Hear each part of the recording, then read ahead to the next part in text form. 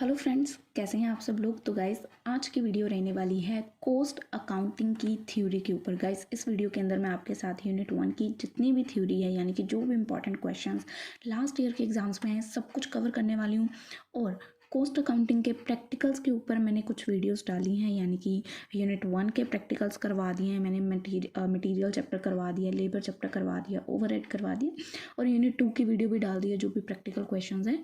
तो अगर किसी ने भी अभी तक कॉस्ट अकाउंटिंग के प्रैक्टिकल्स की वीडियो नहीं देखी, यानी कि उन वीडियोस के अंदर मैंने क्या करवाया है, लास्ट 5 ईयर्स के एग्जाम में जो भी प्रैक्टिकल क्वेश्चन आए हैं ना, उन सब के सल्यूशन आपको उस वीडियो में मैंने एक्सप्लेन किए हैं, समझाए हैं।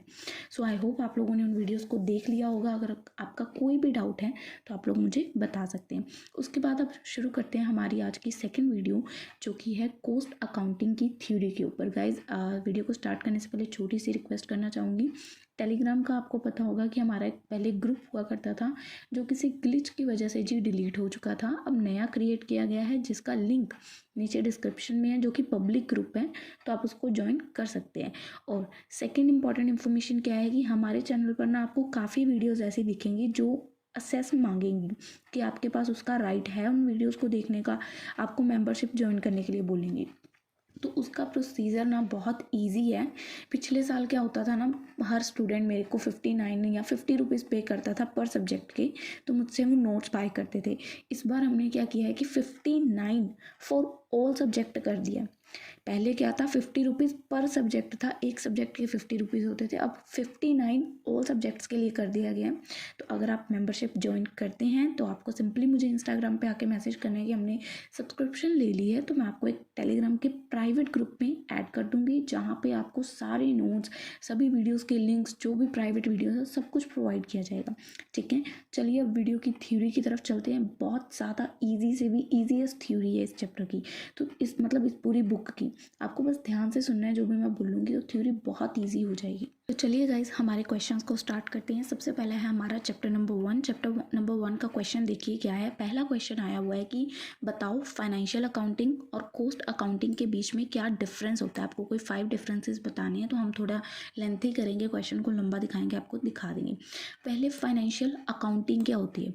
Financial accounting is the process कि आप रिकॉर्ड कर रहे हो, चीज़ों को समराइज कर रहे हो, पूरी अपनी फाइनेंशियल रिपोर्ट तैयार कर रहे हो। जो भी आपके ट्रांजैक्शंस हो रही हैं बिजनेस में, उन सब को एक फाइनेंशियल स्टेटमेंट में प्रिपेयर करके प्रेजेंट कर रहे हो, अपने P&L अकाउंट, बैलेंस शीट बना रहे हो। ठीक है, तो ये reports mainly external stakeholders के लिए होते हैं, यानी कि जो कंपनी के बाहर की share holders, investors, creditor, government authority होती है ना, उनके लिए ये फाइनेंशियल रिपोर्ट्स बनाई जाती हैं। ठीक है, अब आपको ये फाइनेंशियल, क्योंकि ये रिपोर्ट्स आपकी कंपनी की फाइनेंशियल हेल्थ बताती हैं कि कैसी आपकी फाइनेंशियल कंडीशन है। सेकेंड वन आती है cost accounting. Cost accounting internal होती है।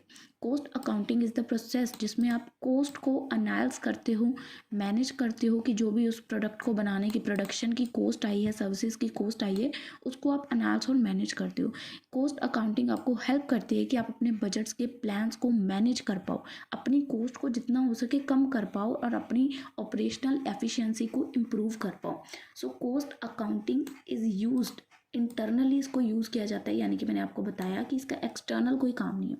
कंपनी के अंदर के बंदे इसका यूज़ करते हैं ताकि वो और अच्छा कर पाएँ, प्रोडक्शन और अच्छी कर पाएँ, अनालाइज करते हैं कि कॉस्ट को कैसे कम किया जा सके।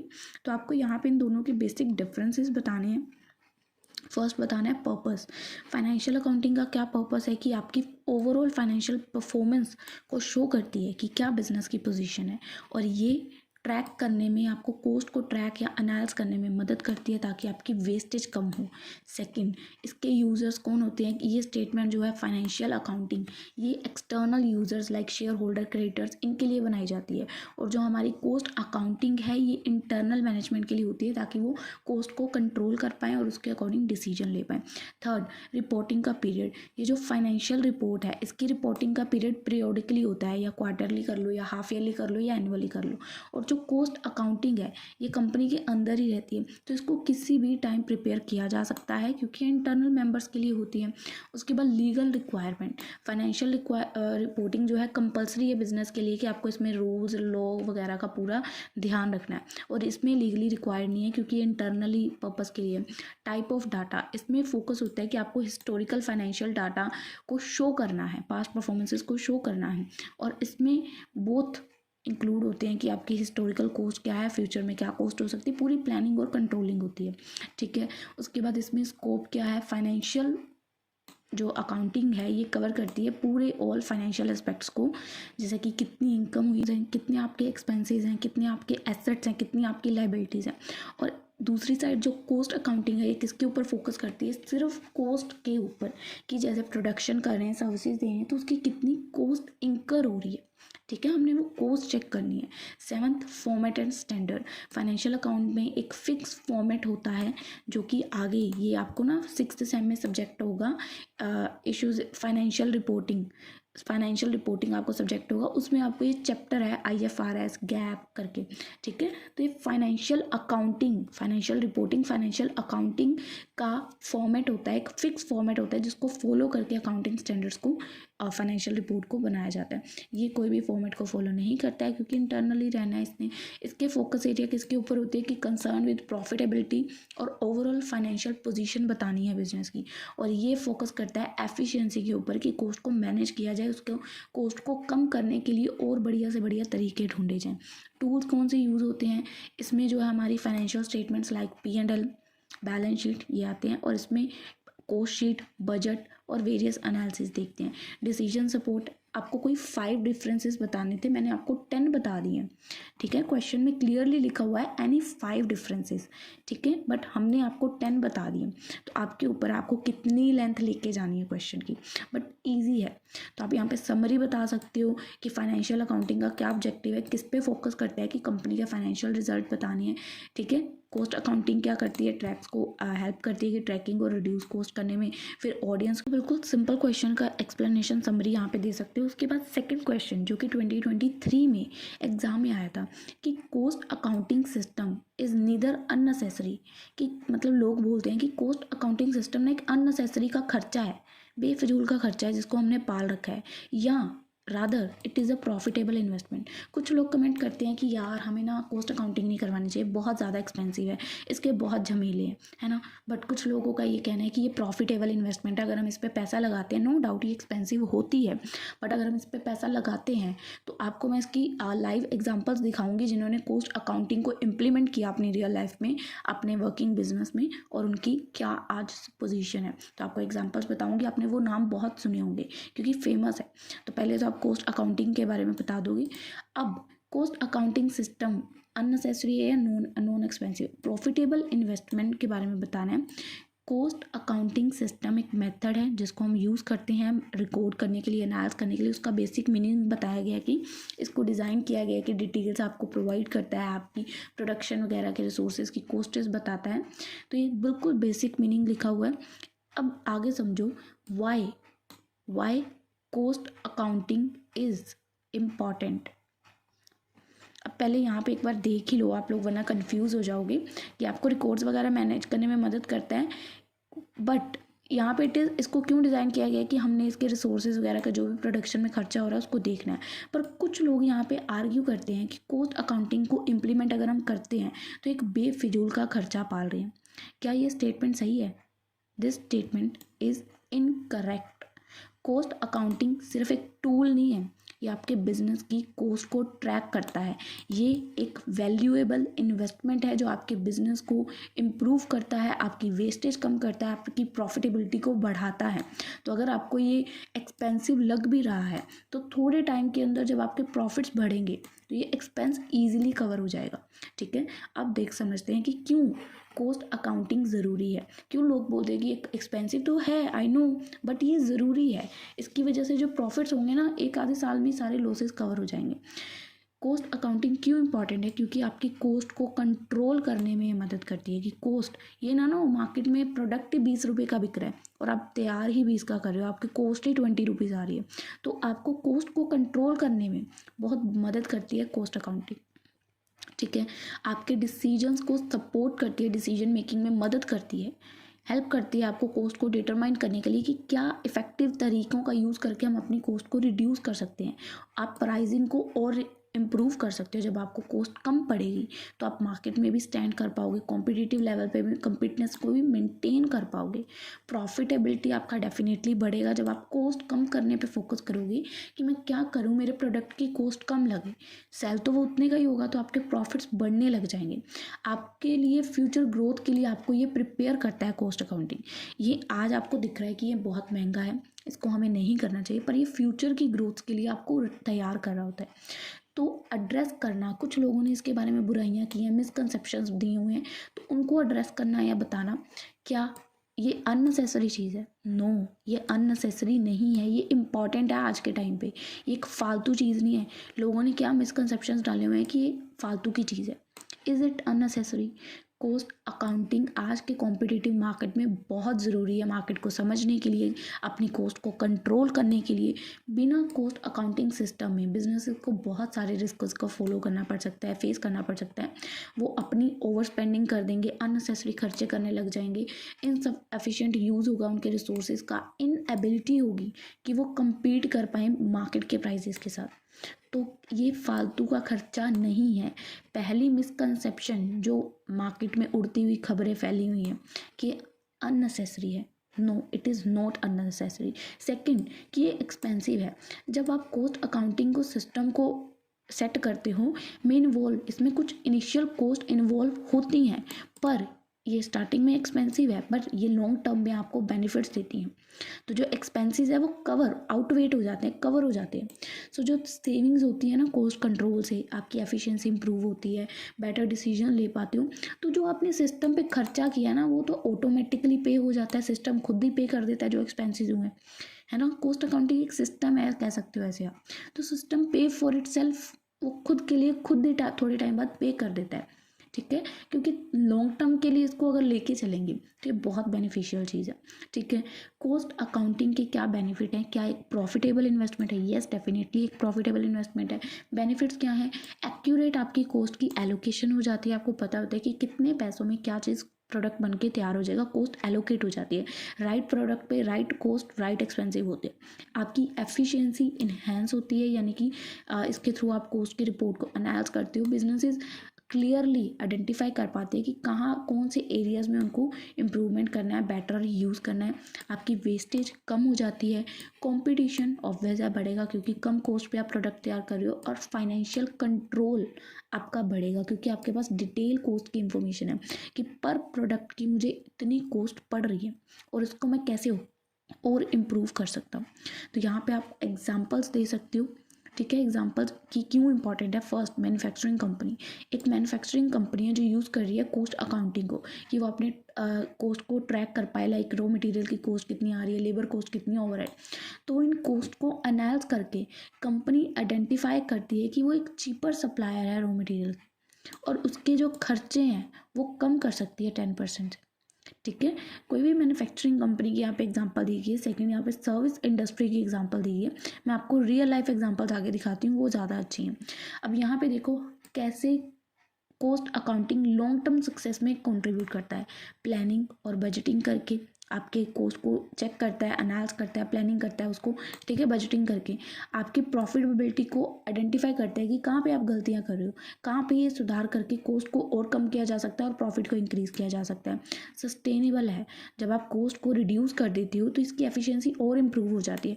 आगे वाले क्वेश्चंस में एग्जांपल है, मैं ये नहीं क्वेश्चन खत्म हो गया तो इसका मतलब ये नहीं, उन एग्जांपल्स को आप यहाँ पे शिफ्ट कर सकती हो। वो एग्जांपल्स लाइक ऐसी हैं कि रियल लाइफ के कुछ ऐसे ऐप्स हैं या ऐसी सक्सेस स्टोरीज हैं जो आपने सुनी हुई हैं, तो उनके साथ आप ज़्यादा रिलेट कर पाओगे, ठीक है। सस्टेनेबल है, कॉस्ट आपकी रिड्यूस हो जाती है, एफिशिएंसी इंप्रूव होती है, तो एक सस्टेनेबल है, चैलेंजिंग कंडीशंस को ईजिली हैंडल कर लेगा। तो यहाँ पे क्वेश्चन की कंक्लूजन है। Next question, what is the meaning of cost accounting, आपको कंपैरिजन करना है, और डेफिशिएंसीज यानी कि क्या लिमिटेशंस है। अब क्या मीनिंग है कॉस्ट अकाउंटिंग का और कंपैरिजन, पहला क्वेश्चन हमने इसी के ऊपर किया है, तो मैं ये दोबारा नहीं करवाऊंगी, सेम एग्जैक्ट फर्स्ट क्वेश्चन इसमें लिख सकते हो। अब क्या इसकी लिमिटेशन है कॉस्ट अकाउंटिंग के सिस्टम की, डेफिशिएंसीज क्या आती हैं। डेफिशिएंसीज कॉस्ट अकाउंटिंग सिस्टम की बहुत सारी एडवांटेजेस तो सुनी है, पर कुछ लिमिटेशन और चैलेंजेस भी आए। चैलेंजेस क्या थे कि इसकी इनिशियल कॉस्ट हाई थी, इसको इस सिस्टम को सेटल डाउन करना ये कई बार एक्सपेंसिव हो गया, या स्मॉल बिजनेसेस के लिए थोड़ा एक्सपेंसिव था, स्पेशलाइज क्योंकि इसके लिए एक सॉफ्टवेयर की ज़रूरत होती थी, स्किल्ड पर्सोनल्स चाहिए होते थे, उनको ट्रेनिंग देनी पड़ती थी, और स्मॉल बिजनेसेस के लिए डिफ़िकल्ट था कि इस कॉस्ट को बेयर कर पाना। सेकेंड, कम्प्लेक्स, मुश्किल था इसको इम्प्लीमेंट करना। कॉस्ट अकाउंटिंग को ज़रूरी थी डिटेल एक्यूरेट डाटा कलेक्शन चाहिए थी, जो कि मुश्किल था, टाइम कंज्यूमिंग था कि डाटा सारा बैठ के रिकॉर्ड निकालो, और डाटा में एरर होने के भी चांसेस हो जाते थे। Lack of university accepted standards, यानी कि unlike financial accounting, cost accounting does not follow universally accepted standards या फॉर्मेट। फाइनेंशियल अकाउंटिंग में तो एक फिक्स स्टैंडर्ड या एक फिक्स फॉर्मेट है कि इसी तरीके से फाइनेंशियल अकाउंटिंग होगी, बट कॉस्ट अकाउंटिंग का कोई फॉर्मेट नहीं है, ये बिना फॉर्मेट के है, तो जिसकी वजह से कंपैरिजन करना डिफ़िकल्ट हो जाता है। फोर्थ क्या लिमिटेशन है कि ये पास्ट डाटा के ऊपर फोकस करता है। इसका फिफ्थ लिमिटेड स्कोप है, ये सभी बिजनेसेस के लिए सूटेबल नहीं है, ये हम लिमिटेशंस देख रहे हैं। ठीक है, इसके लिए हमें स्किल पर्सोनल्स की ज़रूरत पड़ती है, फिर हमें उनकी ट्रेनिंग करवानी पड़ेगी, स्टाफ को ट्रेन करना पड़ेगा, तभी वो सिस्टम को चला पाएंगे। ठीक है, उसके बाद risk of over emphasis on cost, businesses focus करते हैं एक्सेसिवली ऑन कॉस्ट रिडक्शन और at the expenses of quality, innovation, customer satisfaction, ये ख़त्म हो जाती है फिर।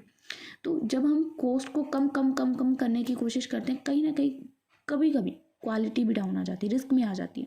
ठीक है, टाइम कंज्यूमिंग है, डिपेंड करते हैं हम एक्यूरेट डाटा के ऊपर। तो कुछ डेफिशिएंसीज है जो फर्स्ट क्वेश्चन को आंसर को मिला के आप ये क्वेश्चन कंप्लीट कर सकते हो। ठीक है, अब एक क्वेश्चन और 5 मार्क्स में पूछा गया कि what are the objective against cost accounting.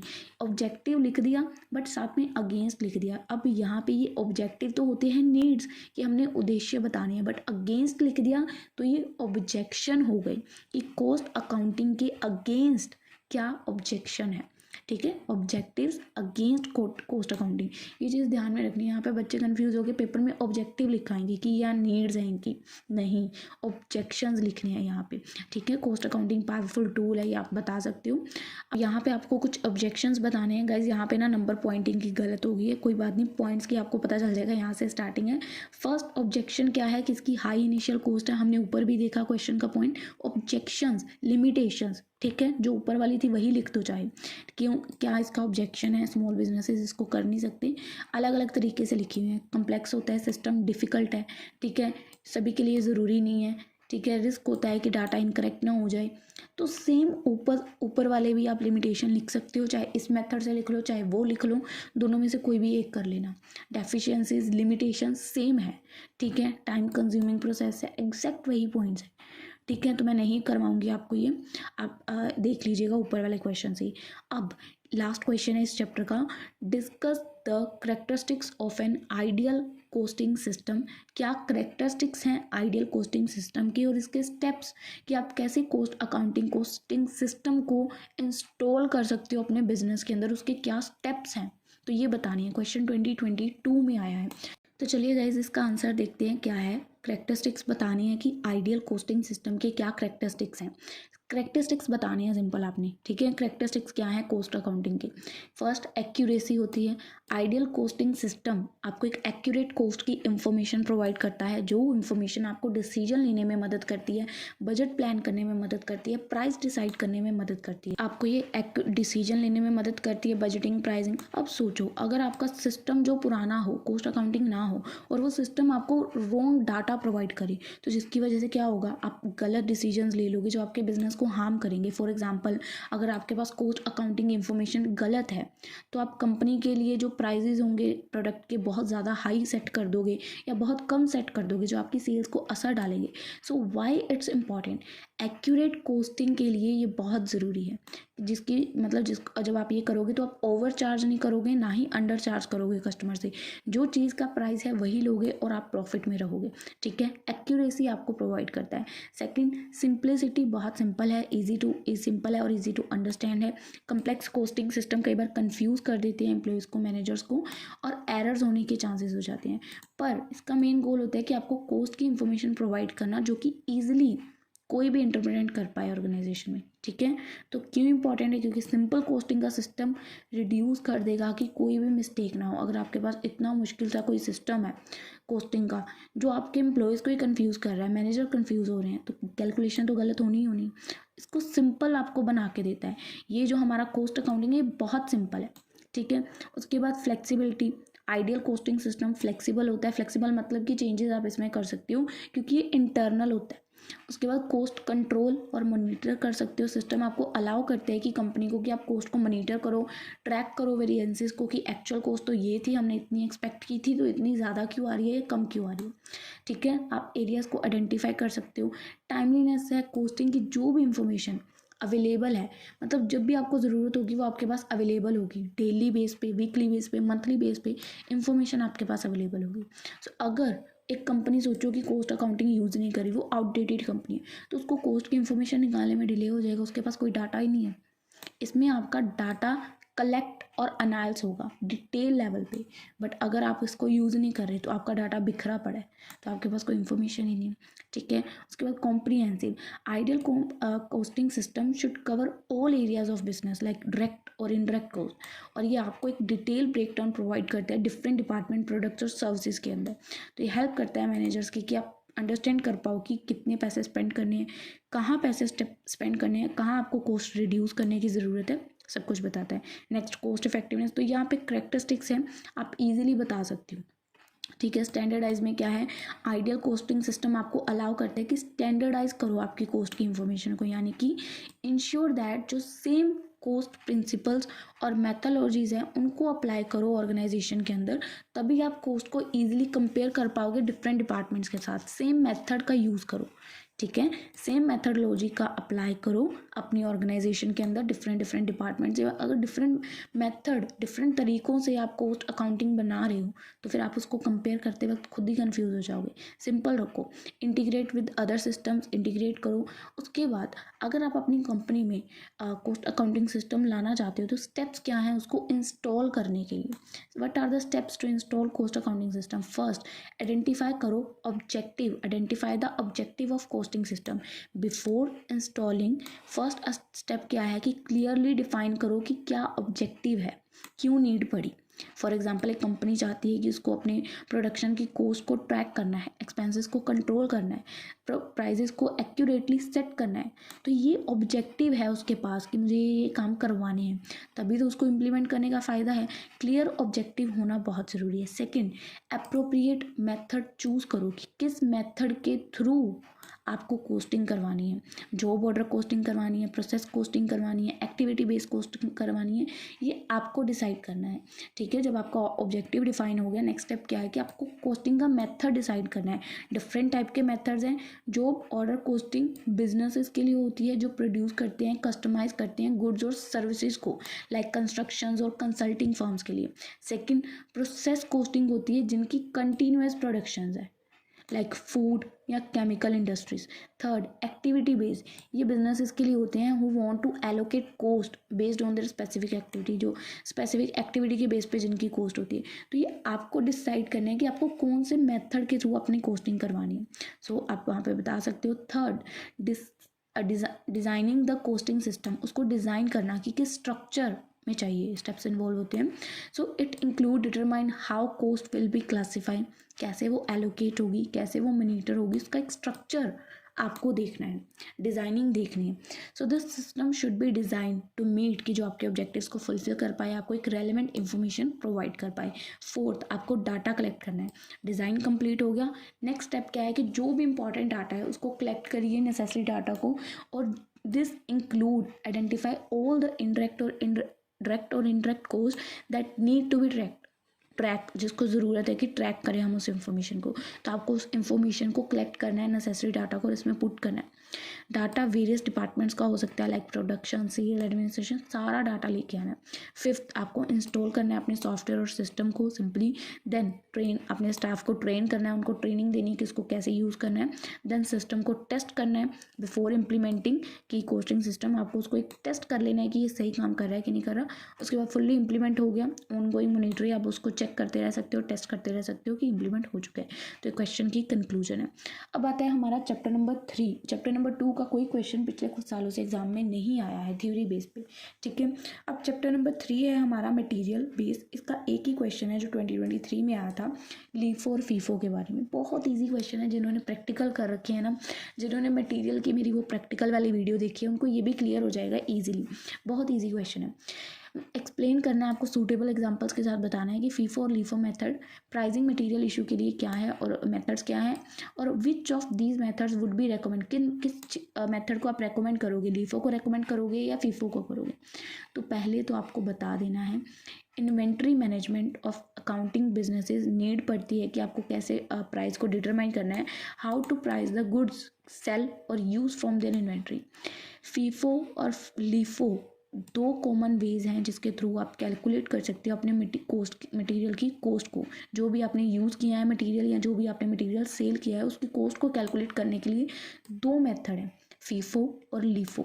ये जो मेथड है इनकी डिफरेंट अजम्पशंस हैं, इनके खुद के अपने तरीके हैं। यूज़ फर्स्ट कौन सा होता है जो कि इनकी फाइनेंशियल स्टेटमेंट पे इम्पैक्ट डालता है, टैक्सेस पे इम्पैक्ट डालता है। सो दोनों को डिटेल में समझेंगे। फर्स्ट बात करते हैं कि फीफो क्या होता है। फीफो मेथड, फीफो की फुल फॉर्म क्या है, जो पहले आया है ना वो पहले ही जाएगा। अगर मैंने कोई चीज़, जैसे मैं दुकान पे अपने माल डालती हूँ, स्टॉक अपडेट करती हूँ, तो जो स्टॉक सबसे पुराना है ना पहले मैं वही सेल करूँगी। ये नहीं है कि मैंने कल नया स्टॉक लाया मैं पहले उसी को सेल करने पे फोकस करूँ। अगर उस स्टॉक से मिलता जुलता मेरे पास पुराना पीस पड़ा है तो मैं पहले उसको सेल करूँगी ना। फर्स्ट जो आया था पहले वही जाएगा ना। ये होता है first in first out method. FIFO method assume करते हैं कि जो भी पुरानी आइटम है इन्वेंट्री में वो पहले सेल होनी चाहिए। इन्वेंट्री आर सोल्ड और उसको ही पहले यूज़ करना चाहिए, या उसको पहले सेल करो या यूज़ करो।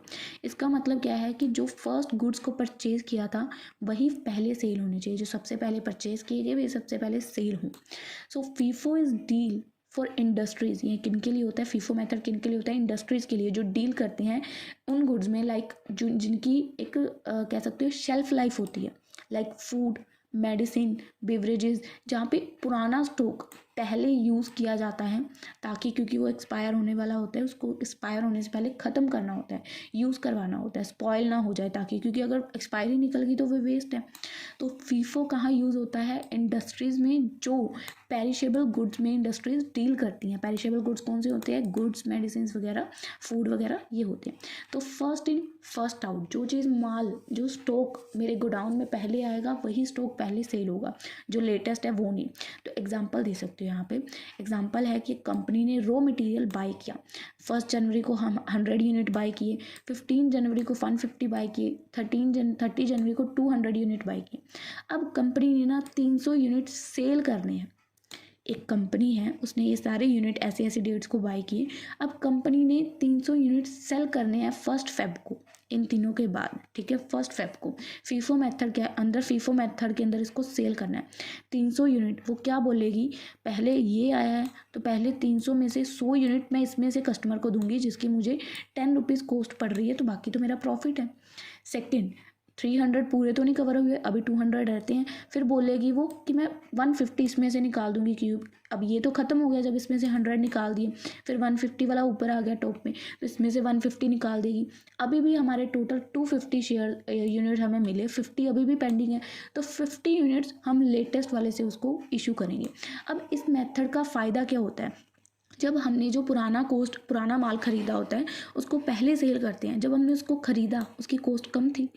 अगर हम आज जो ख़रीद के लाए हैं इसको सेल करते हैं, सेल तो उतने प्राइस पे ही होगा बट हमें प्रॉफिट तो कम हो जाएगा ना, क्योंकि इसकी कॉस्ट हमें ज़्यादा पड़ी थी। ध्यान से पॉइंट सुनना, आगे यूज़ होने वाला है ये। जब हम लीफो मेथड यूज़ करते हैं तो हम क्या करते हैं, जो लास्ट में आया ना पहले इसको ख़त्म करते हैं कि जो लेटेस्ट माल है पहले इसको बेचो वरना ट्रेंड ना निकल जाए। तो पहले इसको ख़त्म करते हैं। ये मुझे 15 का पड़ा। अब मेरे पास इसका स्टॉक पड़ा था जो मुझे 10 रुपीज़ की कॉस्ट कर रहा था, पर अभी मैं उसको 15 का लाई हूँ लेटेस्ट और उसको मैं 20 पे सेल कर रही हूँ। अगर यही मैं फीफो मेथड का यूज़ करती, जो 10 का लाया था उसको 20 का सेल करती, मेरा प्रॉफिट इंक्रीज़ हो जाता। बट लीफो मेथड में क्या होता है कि जो हमने लास्ट इन, लीफो का मतलब होता है लीफो, ये फीफो है ना, लीफो का क्या मतलब होता है, लास्ट इन फर्स्ट आउट, जो लास्ट में आया, लाइक ये लास्ट में आया इसको पहले निकालेंगे। तो मैंने 50 का ला के 15 का ला के 20 का बेच दिया, तो मुझे प्रॉफिट 5 रुपीज़ का हुआ। बट फीफो का करती तो मेरा प्रॉफिट बढ़ता। ये चीज़ें आगे आएंगी डिफरेंस में, मैं आपको समझाऊंगी। फिलहाल 300 यूनिट्स को हमने फीफो मेथड के अकॉर्डिंग, जब हमने 300 यूनिट सेल करनी है तो फीफो मेथड के अकॉर्डिंग कैसे होंगे, 100 यूनिट 10 रुपीज़ के हिसाब से देंगे, 150 12 वाले के हिसाब से, 200 15 वाले के हिसाब से। ठीक है, तो यहाँ पे लिखा हुआ है 100 यूनिट फ्रॉम फर्स्ट परचेज। ठीक है, तो कैसे कॉस्ट कैलकुलेट की, हमने 100 यूनिट इसमें से दिए, 150 इसमें से दिए। अब ये टोटल देखो 300 यूनिट है, 150 और 50 200 प्लस 100, टोटल 300 यूनिट हमने इशू किए थे। 300 यूनिट हमने इशू ऐसे करने हैं, फर्स्ट इन फर्स्ट आउट, जो पहले आए थे पहले वाले में से पहले यूनिट भेजने हैं। तो टोटल कॉस्ट ये वाली जो है टोटल कर दोगे, जो रिमेनिंग इन्वेंट्री इशू जो आपके पास परचेज बच गया, स्टॉक बच गया 150 यूनिट, 200 वाले में से हमारे इसमें से 150 यूनिट बच गए लेटेस्ट वाले में से। ठीक है, अब यहाँ पे क्या होता है, जैसे जैसे समय बीतता जाता है ये हमारा प्राइस बढ़ता जाता है। तो ये पुराना अगर स्टॉक हम खरीद के रख लेते हैं, जब प्राइस बढ़ जाए इसको बेचेंगे तो प्रॉफिट बढ़ेंगे ना, तो आगे चीज़ें काम आएंगी, इसलिए बता रही हूँ। अब एडवांटेज क्या है फीफो मेथड की, आपकी वैल्यूएशन अच्छी हो जाती है। फीफो एक आपको मोर एक्यूरेट रिफ्लेक्शन देता है कि करंट वैल्यूज़ क्या है, क्योंकि जो ओल्डन इन्वेंट्री आपने खरीद के रखी थी वो कम प्राइस पे खरीदी थी, और उसको जब आप पहले सेल कर देते हो और उसको लीव कर देते हो, leave the more recent inventory, जो रीसेंट लेटेस्ट इन्वेंट्री है, लेटेस्ट स्टॉक है, आप उसको स्टॉक में रखते हो, पुराने स्टॉक को निकाल देते हो, बेच देते हो, तो बेटर स्टॉक आपका वैल्यूएशन की होती है, पुराना माल अंदर लगा नहीं रह जाता। ठीक है, ये आइडियल है प्रिशेबल गुड्स के लिए, लाइक जो आपके मैंने बताया था, जो पहले यूज़ होने चाहिए, जिनकी एक्सपायरी डेट्स होती हैं। ठीक है, तो older goods are used first, यहाँ पे होने चाहिए कि पहले उनको यूज़ कर दो। और हायर प्रॉफिट, मैंने क्या बताया, जब प्राइजेज, अब लेटेस्ट हमने जो ख़रीदा वो 15 पे ख़रीदा, प्राइजेज बढ़ चुके हैं, पर फीफो आपको पुराना आपके पास स्टॉक पड़ा है जो लोअर कॉस्ट पे आपने ख़रीदा था, तो जिसकी वजह से आपको प्रॉफिट हाई होगा ना। मैंने बताया था यहाँ पे ये चीज़ काम आएगी। 10 का खरीदा 20 का बेच रही हूँ फीफो मेथड के अंदर, प्रॉफिट ज़्यादा होगा। यही 15 का खरीद के बेचती तो प्रॉफिट कम था। तो हायर प्रॉफिट इन इन्फ्लेशनरी, क्योंकि महंगाई तो बढ़ती जा रही है, टाइम के साथ महंगाई नहीं रुकने वाली। डिसएडवांटेज क्या है, प्रॉफिट ज़्यादा होगा तो टैक्स भी तो ज़्यादा लगेगा, हायर टैक्स इन इन्फ्लेशन। और सेकंड, नॉट ऑलवेज एक्यूरेट, ये ऑलवेज एक्यूरेट नहीं होता है, मैच नहीं करता है कॉस्ट के साथ। अब LIFO method, last in first out, LIFO method क्या करते हैं, ये अज्यूम करते हैं कि जो भी आपके रिसेंट परचेज है, लेटेस्ट आपने परचेज किया ना, पहले आप उसको या तो यूज़ करोगे या सेल करोगे, लेटेस्ट परचेज को, पुरानी वाली नहीं, लेटेस्ट को। इसका मतलब जो आपका लेटेस्ट स्टॉक है, लेटेस्ट, उसको पहले यूज़ किया जाएगा और जो पुराना है उसको बाद में। सो यहाँ पे भी एग्जांपल है सेम, ये आपको एग्जांपल दी है, बट इसमें ऑपोजिट होगा। पहले 300 टोटल यूनिट है, पहले हम 200 लेटेस्ट वाले में से निकाल देंगे, बचे 100 इसमें से देंगे। सी दिस, 200 फ्रॉम दिस और 100 फ्रॉम दिस। ठीक है, देन कॉस्ट कैलकुलेट कर देंगे यहाँ पे। This is our LIFO method. अब लीफो मेथड की क्या एडवांटेजेस है, आपको प्रॉफिट कम होगा क्योंकि आपने लेटेस्ट जो हाई प्राइस पे कॉस्ट पे आपको माल आया वो पहले निकाल दिया, लोअर प्रॉफिट होगा। इसमें बेटर मैचिंग हो जाती है कॉस्ट विद रेवेन्यू की, क्योंकि लेटेस्ट कॉस्ट मैच कर जाती है। ठीक है, और टैक्स बचता है क्योंकि आपका प्रॉफिट ही कम है तो टैक्स तो कम होगा ही। डिसएडवांटेज क्या है कि आपके पास पुराना माल पड़ा रह जाता है, आउटडेटेड इन्वेंट्री वैल्यूएशन हो जाती है। पेरिशेबल गुड्स के लिए ये सूटेबल नहीं है, जिनकी एक्सपायरी डेट्स होती है उनके लिए लीफो मेथड नहीं बना है। और इसका रिकॉर्ड बनाना, क्योंकि पुराना माल पड़ा हुआ है पुराना स्टॉक, उसको बार बार रिकॉर्ड करना मुश्किल है। तो आप यहाँ पे कंपैरिजन कर सकते हो।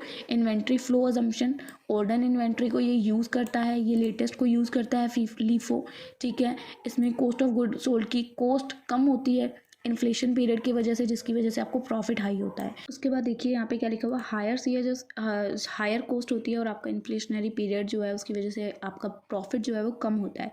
नेक्स्ट क्या है कि प्रॉफिट का क्या इम्पैक्ट पड़ता है, हायर प्रॉफिट्स होते हैं तो हायर प्रॉफिट्स की वजह से आपका प्राइस बढ़ जाता है। नेक्स्ट क्या है, impact on profit, higher profits in times of rising price, क्योंकि टाइम के साथ प्राइस बढ़ता है तो प्रॉफिट्स हायर हो जाते हैं, और लोअर प्रॉफिट्स हो जाते हैं क्योंकि प्राइस बढ़ता है।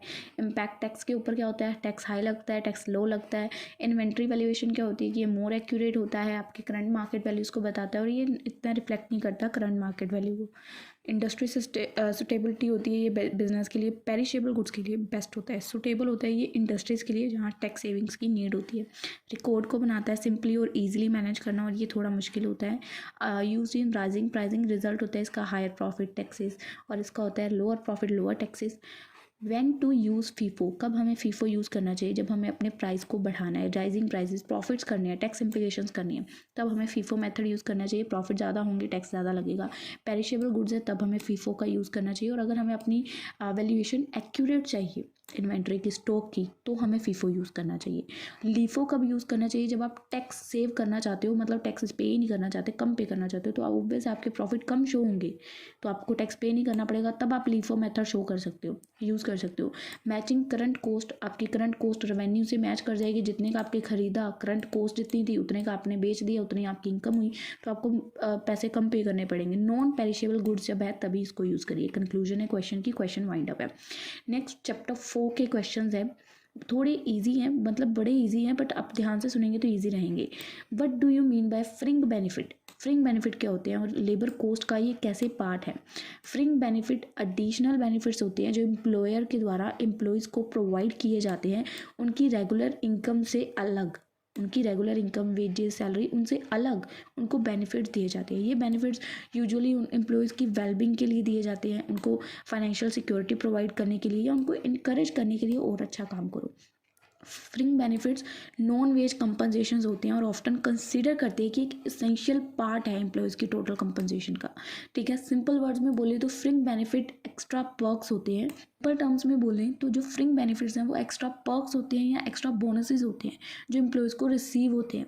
ये बेनिफिट्स वेरी करते हैं कंपनी टू कंपनी, डिपेंड करते हैं कि एम्प्लॉय की क्या पोजीशन है, कंपनी की क्या पॉलिसी है, क्या लॉज है, किस टाइप के बेनिफिट्स होते हैं फ्रिंग। आपको हेल्थ और मेडिकल के बेनिफिट्स दे देंगे, रिटायरमेंट बेनिफिट्स आपको प्रोवाइड कर देंगे, आपको पे टाइम ऑफ, यानी कि जब आप लीव ले रहे हो उन दिनों की भी आपको पेमेंट करेंगे, पैसे कट नहीं करेंगे, ठीक है। जब आप वेकेशन ले रहे हो, हॉलीडे ले रहे हो, पर्सनल डेज ऑफ ले रहे हो, तब भी आपको पे कर रहे हैं। बोनस दे रहे हैं, आपके साथ प्रॉफिट शेयरिंग कर रहे हैं, तो आपको एक तरह से फ्रिंग बेनिफिट दे रहे हैं, आपको लाइफ इंश्योरेंस करवा के दे रहे हैं आपकी एम्प्लॉय की, तो that is also a benefit. Employ assistant program लेके आ रही हैं कंपनी आपको, आपका जैसे अगर आपको कोई भी काम के रिलेटेड स्ट्रेस, एडिक्शन हो जाता है, फैमिली प्रॉब्लम है, तो आपको उसके लिए फ्री काउंसलिंग्स वगैरह सर्विसेज प्रोवाइड करते हैं, ठीक है। Assistance employ assistance program provide करते हैं। स्टॉक ऑप्शंस, यानी कि आपको कंपनी के स्टॉक्स को बाय करने का मौका देते हैं, ये भी आपको एक फ्रिंग बेनिफिट है। एजुकेशनल बेनिफिट्स देते हैं, यानी कि आपको ट्यूशन्स प्रोवाइड करते हैं जो भी आपको नीड है स्कॉलरशिप वगैरह के लिए। आपको पूरी 50,000 per year for employees course आपको करवाए जाते हैं, आपकी जॉब स्किल्स को इम्प्रूव किया जाता है। सो डू क्या फ्रिंग बेनिफिट्स हमारी लेबर कोस्ट का पार्ट हैं?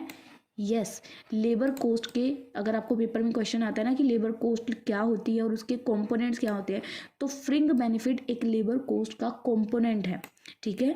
यस, फ्रिंग बेनिफिट को कंसीडर करती है कि ये लेबर कोस्ट का पार्ट है, ठीक है। लेबर कोस्ट में सारे एक्सपेंसेस इंक्लूड होते हैं एक पर्सन के, चाहे वो नॉट जस्ट उसके सिर्फ डायरेक्ट वेजेस नहीं, सैलरी, सब कुछ ऐड होते हैं।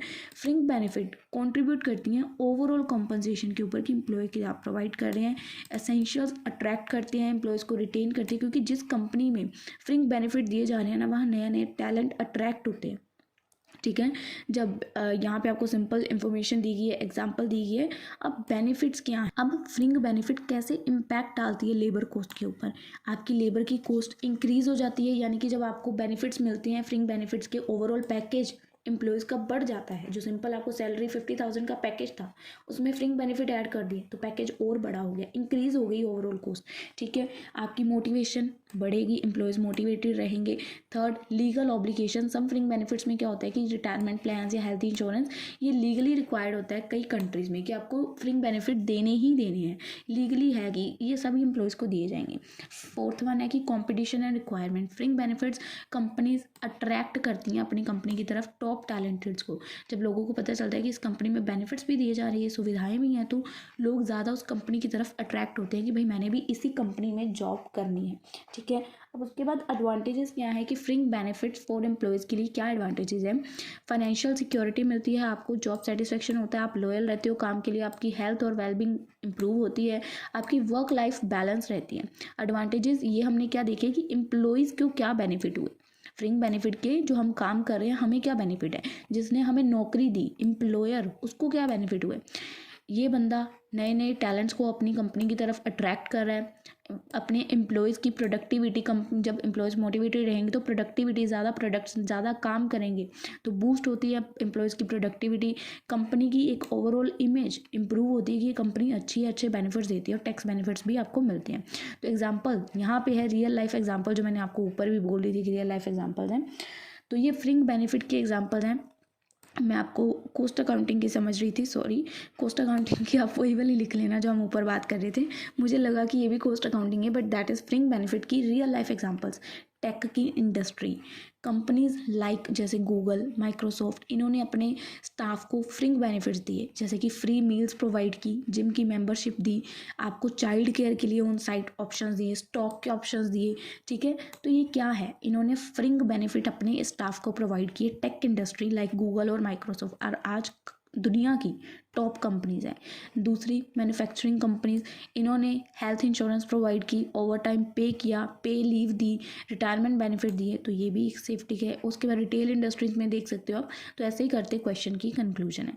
अब क्वेश्चन है कि लेबर टर्नओवर, पहले ना एक बात ये ध्यान से सुनो, लेबर टर्नओवर क्या होता है आपके दिमाग में सोचो।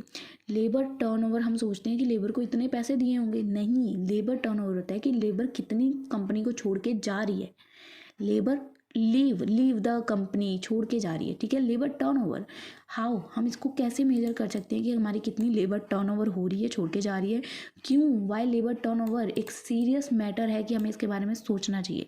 लेबर टर्नओवर कब होता है, refers to the rate at which employees, जब एम्प्लॉयज़ हमारी कंपनी को छोड़ के जाते हैं या हम उनको रिप्लेस कर देते हैं नए एम्प्लॉयज़ के साथ। तो एक इंपॉर्टेंट कंसेप्ट है क्योंकि ये डायरेक्टली ऑर्गेनाइजेशन की परफॉर्मेंस पे इफेक्ट डालता है, कॉस्ट पे असर डालता है, ओवरऑल वर्क का इन्वायरमेंट चेंज हो जाता है। तो अगर ज़्यादा लोग आपकी कंपनी को छोड़ के जाएंगे, हाई लेबर टर्नओवर होगी, तो ये आपके लिए, आपकी कंपनी के लिए बड़ा कॉस्टली होगा। अगर आपकी कंपनी को कम लोग छोड़ के जाएंगे, स्टेबल रहेंगे, तो वर्कफोर्स स्टेबल रहेगी। जब एम्प्लॉयज़ कंपनी को छोड़ के जाते हैं तो कंपनी को नए बंदे रिक्रूट करने पड़ते हैं, उनको ट्रेनिंग दो, उनको वो सारे हाई लेवल का काम सिखाओ जो उनको बड़ा महंगा पड़ता है, कॉस्टली पड़ता है। ठीक है, तो उनको ट्रेन करना, ऑन बोर्ड न्यू एम्प्लॉयज़ को, जो कि अपने उनके एक्सपेंसेस भी होते हैं। तो एडिशनली हाई टर्नओवर अगर होती है, ज़्यादा लोग छोड़ के जाते हैं, तो ये कंपनी, मतलब हम अपने एक्सपीरियंस स्टाफ को खो देते हैं। ज़्यादा लोग जब हमारी कंपनी को छोड़ के जाने लग जाते हैं, लोग सोचते हैं कि ये कंपनी में स्टाफ छोड़ के क्यों जा रहा है, तो कंपनी का एक तरह से कह सकते हैं रेपुटेशन भी डाउन आती है, लोगों का मोरल कम हो जाता है, डिसरप्शंस हो जाता है। तो हाउ, हम इसको मेजर कैसे कर सकते हैं, सेवरल मेथड्स हैं इसको मेजर करने के लिए। एसेंशियली हम इसको कैलकुलेट कर सकते हैं कि क्यों लोग हमारी कंपनी को छोड़ के जा रहे हैं। फर्स्ट, हम लेबर टर्नओवर रेट का फॉर्मूला लगाएंगे, मोस्ट कॉमन फॉर्मूला है, कितने नंबर ऑफ एम्प्लॉयज़ जो लेफ्ट छोड़ के गए हैं कंपनी को, divided by average number of employees कितने थे, मल्टीप्लाई बाय 100। तो ये आप फॉर्मूला लगा सकते हो। Second, average number of employees, यानी जो इसके नीचे है ना, एवरेज नंबर ऑफ एम्प्लॉयज़, इसको भी कई बार कैलकुलेट करना पड़ जाता है। तो नंबर ऑफ एम्प्लॉयज़ जब आपने स्टार्ट किया था कितने थे, एंड ऑफ द पीरियड कितने हैं, डिवाइडेड बाय 2 कर दोगे यहाँ पे आप, तो आप एवरेज निकाल लोगे। उसके बाद सेकंड है separation rate. Separation rate calculate करते हो द प्रोपोर्शन ऑफ एम्प्लॉयज़ जो ऑर्गेनाइजेशन को छोड़ के गए हैं एक पीरियड के दौरान, और similar to the turnover rate, but sometimes ये फोकस करती है स्पेशली वॉलेंटरली सेपरेशंस के ऊपर, लाइक जो लोग रिज़ाइन कर देते हैं, रिटायर कर देते हैं। सो सेपरेशन रेट क्या है कि नंबर ऑफ वॉलेंट्रली जो लोग खुद रिज़ाइन करके गए हैं या रिटायर हुए हैं, voluntarily resignation divided by total number of employees, जो खुद लोगों ने सेपरेट हुए हैं, खुद रिज़ाइन किया है। Third, retention rate. On the other hand देखा जाए तो measure how well the company retain its employees, कि कितने एम्प्लॉयज़ उस कंपनी में टिक रहे हैं, कितने एम्प्लॉयज़ को वो रिटेन कर पा रही है। टोटल 100% एम्प्लॉयज़ है, पर उनमें से कितना लेबर टर्नओवर, कंपनी में से एम्प्लॉयज़ लेबर छोड़ के जा रही है, टर्नओवर कर रही है, गेट आउट हो रही है कंपनी से, तो लेबर टर्नओवर, रिटेंशन, कितने रिटेन कर रहे हैं वो निकल आएंगे। टोटल 100% है, इतने परसेंट लेबर हमारी कंपनी को छोड़ के जा रही है, तो जो बची वो रिटेन है। उसके बाद exit interviews and service, another qualitative measure है जिसमें इन्वॉल्व होते हैं कि आप एनालाइज करो, रीज़न जानो कि क्यों एम्प्लॉयज़ एग्जिट कर रहे हैं कंपनी को। ठीक है, ये हेल्प करेगा मैनेजमेंट को अंडरस्टैंड करने में कि क्या कारण है उनके कंपनी को छोड़ के जाने की, क्या डिससेटिस्फेक्शन है, क्या उनको पे नहीं हुआ, जॉब रोल्स, वर्क इन्वायरमेंट, क्या रीज़न है। ठीक है, so why is the labour turnover, क्यों ये इतना मैटर करता है, क्यों एक सीरियस मैटर है जब लेबर कंपनी को छोड़ के जाने लग जाती है। सो लेबर टर्नओवर एक सीरियस कंसर्न है। हाई टर्नओवर, जब लोग ज़्यादा छोड़ के जाने लग जाते हैं तो कंपनी की ऑर्गेनाइजेशन को बहुत तरीक़ों से इफ़ेक्ट डालती है, डायरेक्टली भी और इनडायरेक्टली भी। तो अब यहाँ पे हम इसके मेजर्स बताएंगे, क्या रीजंस हैं। First, increase recruitment and training cost, जब एम्प्लॉयज़ छोड़ के जाते हैं, ये एक ज़रूरी मेजर है। जब एम्प्लॉयज़ छोड़ के जाते हैं तो कंपनी को नए बंदे रिक्रूट करने पड़ते हैं, उनको ट्रेन करता पड़ता है, तो आपकी नए बंदे रिक्रूट करने भी बढ़ जाएंगे और कॉस्ट भी बढ़ जाएगी। तो रिक्रूट कई बार हाई हो जाता है, तो स्पेशली जब आपको उनको स्पेशलाइज स्किल सिखानी है तो पैसे तो बहुत लगेंगे उनको ट्रेन करने में। ठीक है, दूसरा, लॉस ऑफ, आप अपने एक्सपर्टीज़ बंदों को खो देते हो जिनके पास सालों का तजुर्बा था उस काम को करने का, वो लोग उस काम को छोड़ के चले जाते हैं। तो इस प्रॉब्लम को सॉल्व करना, वाई इज़ लेबर टर्नओवर, ये एक सीरियस मैटर है और इसको सॉल्व करना बहुत ज़रूरी है। तो पहले तो ये आपको खर्चे आएंगे, फिर आप अपनी एक्सपर्टीज़ को खो दोगे, लोअर एम्प्लॉयज़ का मोरल कम होगा कि क्यों लोग छोड़ के कंपनी में जा रहे हैं, क्या कंपनी में झोल झमेले हो रही है। ठीक है, नेगेटिव इम्पैक्ट पड़ेगा कंपनी के कल्चर के ऊपर, इम्पैक्ट पड़ेगा कस्टमर की सर्विसेज, क्योंकि कस्टमर बोलेगा मैंने तो उसी बंदे से अपना काम करवाना है, कस्टमर रिलेशनशिप ख़राब होंगे, कस्टमर अपने पसंदीदा बंदे की डिमांड करते हैं, आपकी रेपुटेशन ब्रांड की खड्डे में चली जाएगी, लीगल इश्यूज़ आपको आएंगे क्योंकि लीगल फेसिस पे आपको सब कुछ चेंज करना पड़ेगा, आपकी ऑपरेशंस काम डिस्टर्ब होगा, जब एम्प्लॉय छोड़ के चला गया, नया आएगा, उसको ट्रेन करोगे तो काम तो उतनी देर के लिए रुक गया। ठीक है, अब आप इसको क्या स्ट्रेटजीज यूज़ करके रिड्यूस कर सकते हो कि मतलब लोग आपकी कंपनी को कम छोड़ के जाएं, ज़्यादा छोड़ के ना जाएं। आप एम्प्लॉयज़ के साथ ज़्यादा इंगेज रहो, जानने की कोशिश करो कि वो मतलब कैसे हैं, उनको ऐसा फील कराओ कि वो भी कंपनी की वैल्यू है, वो भी कंपनी का पार्ट है। ठीक है, फोकस करो कि एम्प्लॉयज़ को सेटिस्फाई करने पे आप ध्यान दो, उनको ऑफर करो कॉम्पिटिटिव कंपनसेशन एंड बेनिफिट्स, उनको नई नई चीज़ें कंपनसेट करो, उनको बेनिफिट्स दो, परफॉर्मेंस बोनसेस दो, उनको करियर में डेवलपमेंट की अपॉर्चुनिटीज़ प्रोवाइड करो, उनको एक पॉजिटिव वर्क का कल्चर प्रोवाइड करो, सपोर्टिव इन्वायरमेंट हो, उनको कंडक्ट करो कि आप एग्जिट इंटरव्यूज दे सकते हो। जब एम्प्लॉयज़ छोड़ के जाना चाहते हैं तो उनके लिए एक एग्जिट इंटरव्यू कंडक्ट करो जो कि आपको अंडरस्टैंड करने में मदद करेगा कि क्या रीज़न है इसके जाने का। एग्जिट इंटरव्यू कि जाने से पहले हमें बता के जाओ कि क्यों जा रहे हो। तो क्वेश्चन यहाँ पे खत्म है, कंक्लूजन दे सकते हो। अब एक क्वेश्चन आया 2022 में कि डिफरेंस बताओ कि नॉर्मल आइडल टाइम और अब नॉर्मल आइडल टाइम क्या होता है। सिंपल है बिल्कुल। आइडल टाइम क्या होता है, पहले तो ये वो पीरियड होता है जब वर्कर्स अपनी मशीन्स के ऊपर काम नहीं कर रहे होते हैं, व्हेन वर्कर्स और machines are not performing productive work. ठीक है, जो आइडियल टाइम है वो सारे ही आइडल नहीं होते, however not all idle time is the same. दो टाइप के यहाँ पे आइडल टाइम होते हैं प्रोडक्शन में, नॉर्मल आइडल टाइम और अब normal time. Normal idle time क्या होता है, जो हम नॉर्मल आइडल टाइम होता है जो वो आइडल टाइम जो हम एक्सपेक्ट कर रहे हैं। जैसे कि अगर मेरे को वीडियो बनानी है, ठीक है, वीडियो कोई भी बनानी है, मेरा आइडल टाइम इसमें आ रहा है वीडियो बनाने के लिए, पहले मेरे को PDF बनानी पड़ेगी, PDF के पहले मुझे क्वेश्चन क्लैरिफाई करने पड़ेंगे, क्या क्वेश्चन कराने हैं। तो मेरा मशीन वर्क, लैपटॉप का काम कब स्टार्ट होगा कि जब मुझे PDF क्रिएट करनी है, पहले उससे पहले मुझे क्वेश्चन भी तो ढूंढने पड़ेंगे कि क्या क्वेश्चन करवाने। तो अब उतनी देर के लिए मेरा लैपटॉप तो यूज़ ही नहीं हो रहा जब मैं क्वेश्चंस ढूंढ रही हूँ।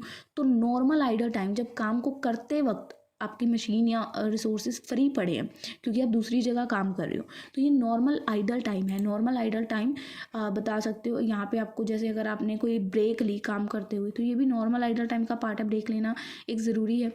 तो normal idle time refer to the idle time जो कि एक्सपेक्टेड है और अनअवॉइडेबल है। इसको आप अवॉइड नहीं कर सकते। अगर कुछ आपको ब्रेक लेनी है तो आपको लेनी है, अवॉइड नहीं कर सकते क्योंकि ये नॉर्मल बिजनेस के ऑपरेशंस का पार्ट है।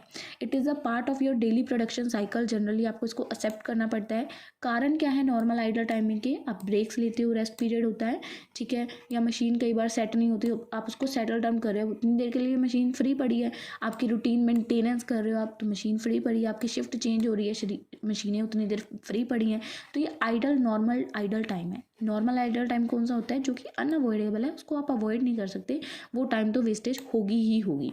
एक होता है अब नॉर्मल आइडल टाइम। अब नॉर्मल आइडल टाइम क्या है कि मतलब अनएक्सपेक्टेड है ये, और आप इसको अवॉइड नहीं कर सकते, अवॉइड के लिए रीजंस नहीं दे सकते। ये जो टाइप का आइडल टाइम है इसकी वजह से प्रॉब्लम्स क्रिएट होती हैं, प्रोडक्शन के प्रोसेस फेल हो जाते हैं, तो आप इसको एक जनरली कंसीडर करते हो कि हमारा लॉस है। अब नॉर्मल आइडल टाइम अनएक्सपेक्टेड जो हो जाता है, एकदम से हो जाता है, कुछ भी मशीन टूट गई, ख़राब हो गई, अनएक्सपेक्टेड टाइम ख़राब हो रहा है आपका, तो ये अब नॉर्मल है।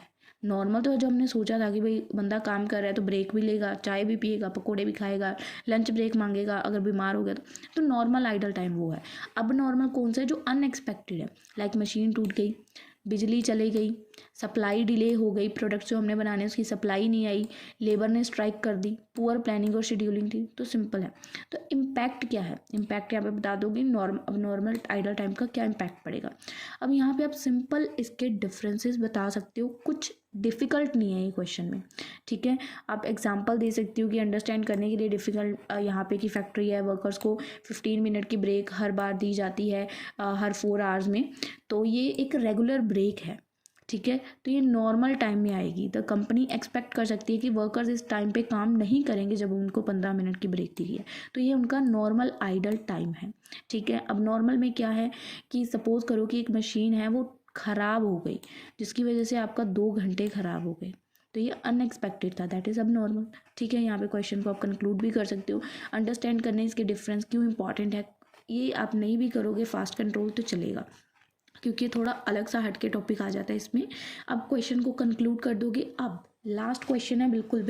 अब उसके बाद देखिए हमारा लास्ट क्वेश्चन है जो कि 2021 में एग्ज़ाम में आया था कि इंसेंटिव प्लान क्या होते हैं। इंसेंटिव प्लान, रेमुनरेशन देनी लोगों को, आपको कोई भी मेथड यहाँ पे बताने हैं, 2 मेथड्स बताने हैं और उनके मेरिट्स और डीमेरिट्स। इंसेंटिव प्लान क्या होते हैं? Incentive plans are the payment scheme जो कि डिज़ाइन की जाती है अपने एम्प्लॉयज़ को मोटिवेट करने के लिए, उनको एक्स्ट्रा रिवॉर्ड ऑफर करने के लिए, उनको उनके गोल्स को अचीव करने के लिए, जब हम मोटिवेट करने के लिए कुछ उनको कह सकते हो एडवांटेज देते हैं, पर्क देते हैं, तो ये प्लान किए जाते हैं। These plans go beyond the basic, जो उनको सैलरी मिलती है ना उससे अलग होते हैं इंसेंटिव प्लान्स, कि उनको इंसेंटिव्स भी मिलेंगे, ठीक है, सैलरी वेजेस ये अलग होंगे, इनके अलावा आपको एडिशनल बेनिफिट्स दिए जाएंगे, ठीक है। इंसेंटिव प्लान्स का एम क्या होता है कि आपको इनकरेज करें कि आप ज़्यादा काम करो, अपनी वर्क क्वालिटी को और इम्प्रूव करो, आपकी परफॉर्मेंस को और अच्छा करो। ये प्लान्स का यूज़ बहुत सारे इंडस्ट्रीज सेक्टर करते हैं, मैन्युफैक्चरिंग सेक्टर करते हैं, सेल सर्विसेज, अपने सारे काम को बेटर करने के लिए। 2 टाइप के इंसेंटिव प्लान हमने बताने हैं।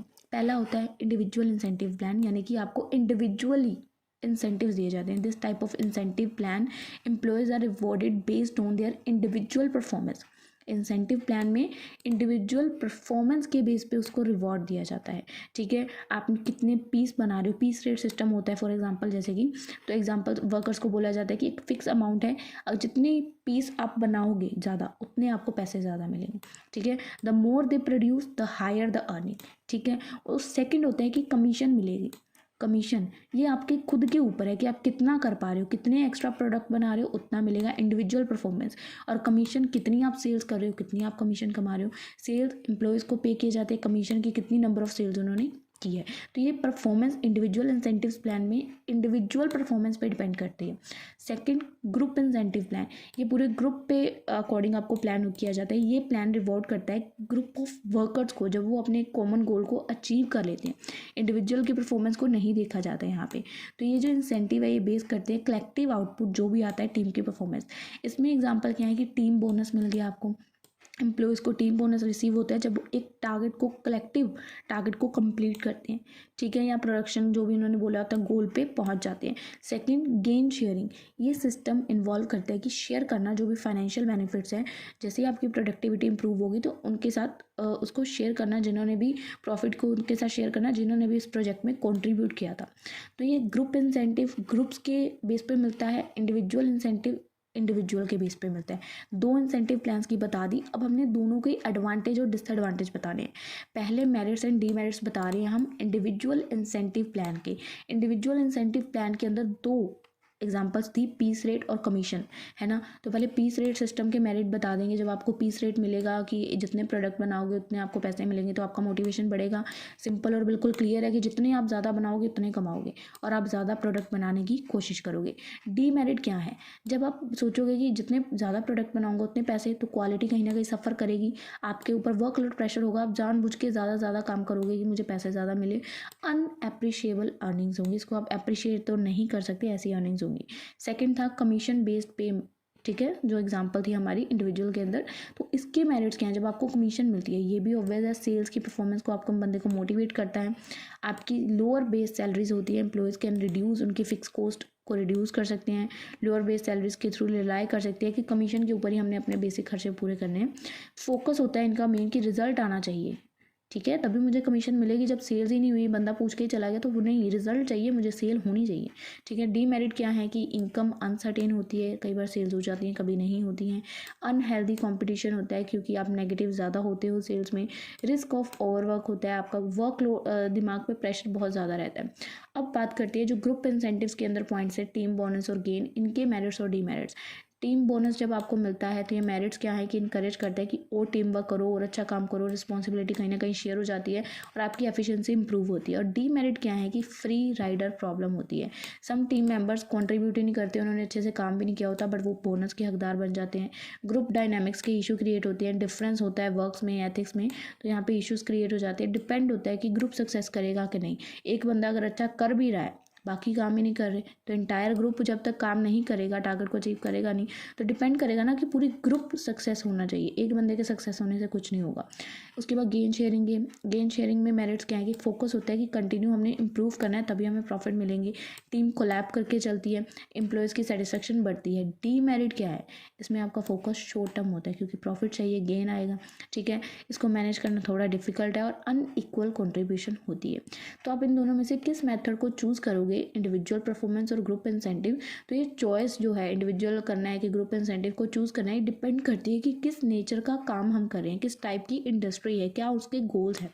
तो अगर इंसेंटिव प्लान को देखें तो इंडिविजुअल परफॉर्मेंस एक की है सक्सेस की, क्योंकि यहाँ पे पीस रेट, कमीशन, ठीक है। तो ऐसी सिचुएशन जहाँ पे सेल्स जॉब, जहाँ पे वर्कर्स रिस्पॉन्सिबल होंगे अपने खुद के काम के आउटपुट के लिए, वहाँ पे तो आप पीस रेट वाला ये कमीशन सिस्टम लगा दोगे। इंडिविजुअल इंसेंटिव, एम्प्लॉयज़ खुद इंडिपेंडेंटली काम कर रहे हैं, कंपनी उनको रिवॉर्ड करना चाहती है पर्सनल अचीवमेंट्स के लिए, तो यहाँ पे कि उनको ग्रुप कोलैबोरेशन की ज़रूरत नहीं है, वो खुद एज ए इंडिविजुअल काम कर सकते हैं। तो क्लियर टारगेट उनको बता दिया गया कि आपका इंडिविजुअल ये काम है, कंपनी उनको मोटिवेट करने के लिए यहाँ पे फिर आप उनको इंसेंटिव ये वाला दे सकते हो। और सेकंड टाइप है कि ग्रुप इंसेंटिव, तो ये टीम बेस्ड वर्क इन्वायरमेंट है जहाँ पे कोऑपरेट करना पड़ता है, कोलैब करना पड़ता है। तो गोल को अचीव करने के लिए कोऑपरेट करना और कोलैब करना बहुत ज़रूरी है। सो कंपनी यहाँ पे लुक देखती क्या है कि इनकरेज करे कि एफिशिएंसी कंटिन्यूसली इंप्रूव हो, ग्रुप्स और बड़े बड़े हों, मैन्युफैक्चरिंग हो, अच्छे से काम हो, ठीक है।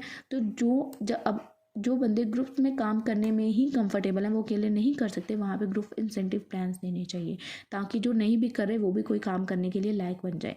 सो कंपनी यहाँ पे लॉन्ग टर्म इंप्रूवमेंट पे फोकस करती है। तो यहाँ पे क्वेश्चन की कंक्लूजन है एंड यहीं पे हमारी ये वीडियो हो जाती है वाइंड अप, यानी कि ख़त्म।